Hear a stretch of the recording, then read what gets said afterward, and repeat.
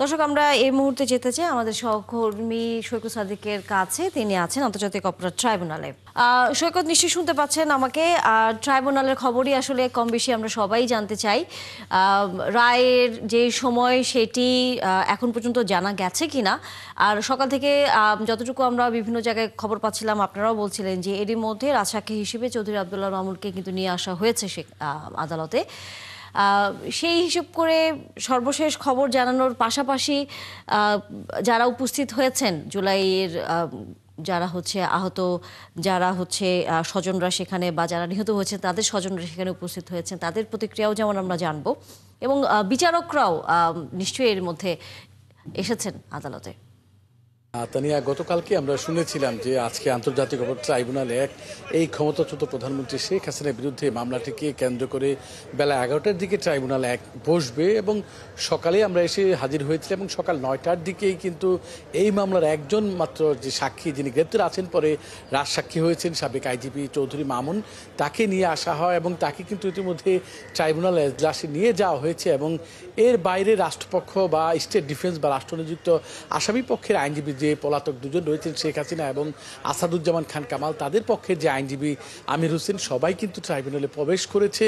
মূলত এখন সবাই অপেক্ষা করছে কখন এই মামলার রায়টি দিবে।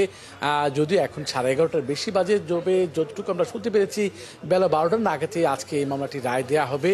এবং সেই আগের মতো ধারাবাহিকতা, এর আগে যেদিন 13ই নভেম্বর এই মামলার রায়ের দিন জন্য ধার্য করা হলো, সেদিনও 12টার পরে ট্রাইব্যুনাল বসেছে। এর আগে 23 অক্টোবর সর্বশেষ যখন এই মামলার শেষ বক্তব্য দেন অ্যাটর্নি জেনারেল, ওই দিনও কিন্তু এই 12টার দিকে এই ট্রাইব্যুনাল বসেছে, যদিও 11টা থেকে বসেছিল। এবং এই আজকের এই রায়কে কেন্দ্র করে শুধু আইনজীবীরাই শুধু আসে নাই, এখানে যারা যারা জুলাই অভ্যুত্থানে 36 দিনের যে আন্দোলন, সেই আন্দোলনে যারা শহীদ হয়েছিলেন, সেই শহীদ পরিবারের যারা সদস্য, তারা এসেছেন, এবং যারা সাক্ষী দিয়েছিলেন তাদেরও অনেকে এসেছেন। এবং জুলাই যারা যোদ্ধা, যারা জুলাই আন্দোলনে কেউ পা হারিয়েছেন, চোখ হারিয়েছেন এই আইনশৃঙ্খলা বাহিনী বা পুলিশের বুলেটের গুলির সামনে গিয়ে, তারাও কিন্তু অনেকেই এসেছেন জুলাই ফাউন্ডেশনের পক্ষ থেকে। এবং বিশেষ করে উত্তরায় যে শহীদ হয়েছিলেন মুগ্ধ, তার ভাই স্নিগ্ধ, তারাও এসেছেন। এবং তাদের সবারই একটি প্রত্যাশা যে আজকের এখানে যে রায়টি হবে, যাতে শেখ হাসিনা এবং সাবেক স্বরাষ্ট্রমন্ত্রী আসাদুজ্জামান খান কামাল ও চৌধুরী মামুনের সর্বোচ্চ শাস্তি তারা প্রত্যাশা করেছেন। এর বাইরে যে কথাটা বলছেন, যেহেতু শেখ হাসিনা দেশের বাইরে অবস্থান করছেন, তাকে যেভাবে হোক দেশে আনতে হবে, রায় কার্যকর হবে। শুধু রায়টা দিলেই চলবে না, এই রায় কার্যকরও করতে হবে, এমন দাবিও এই সব পরিবার যারা এসেছেন, জুলাই যোদ্ধা, জুলাই শহীদ পরিবারের সদস্য, সবাই তারা এমন দাবিটাই করছেন। তো তা নিয়ে এখন পর্যন্ত যেহেতু রায়টা শুরু হয়নি, এবং আপনি জানেন যে গতকালকেই বলে দেওয়া হয়েছিল এই রায়টি শুধু ট্রাইব্যুনালে এজলাসে দেওয়া হবে, এবং সেটা ট্রাইব্যুনাল থেকে সরাসরি বাংলাদেশ টেলিভিশন এবং বাংলাদেশ টেলিভিশনের অনুমতি নিয়ে যারা প্রচার করবে তাদের প্রচারের সুযোগ রয়েছে। এবং ট্রাইব্যুনালের যে নিজস্ব ফেসবুক পেজ রয়েছে, সেখানে এই রায় বা এই মামলার কার্যক্রম দেখানো হবে।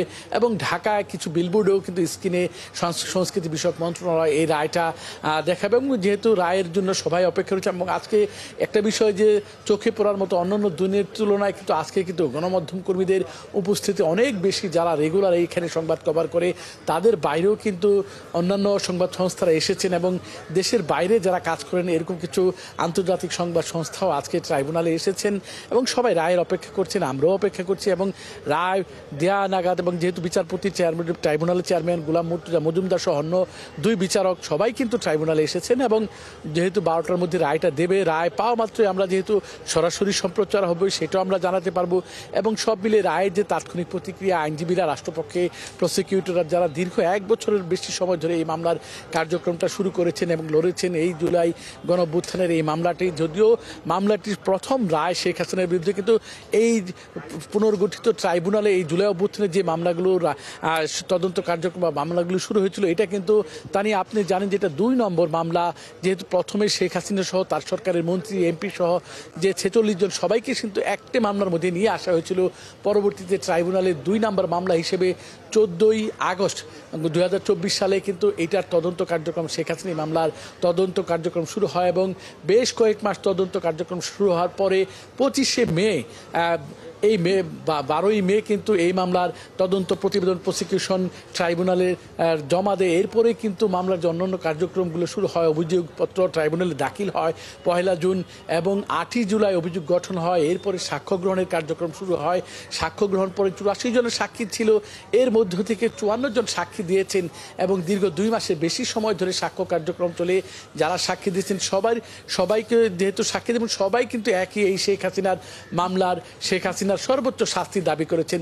তানিয়া, সব মিলে এখন আমরা অপেক্ষা করছি এবং রায়টা যখন ঘোষণা হবে, রায় ঘোষণার সাথে সাথে কিন্তু আমরা সেটা জানিয়ে দেব দর্শকদের নিশ্চয়ই জন্য। সৈকত সাদিক, আমরা তখন ফিরবো আবারও আপনার কাছে এবং তখন রায় ঘোষণার পর প্রতিক্রিয়াও আমরা জানবো সেখানকার যারা উপস্থিত রয়েছে। ধন্যবাদ আপনাকে এখনকার মতো।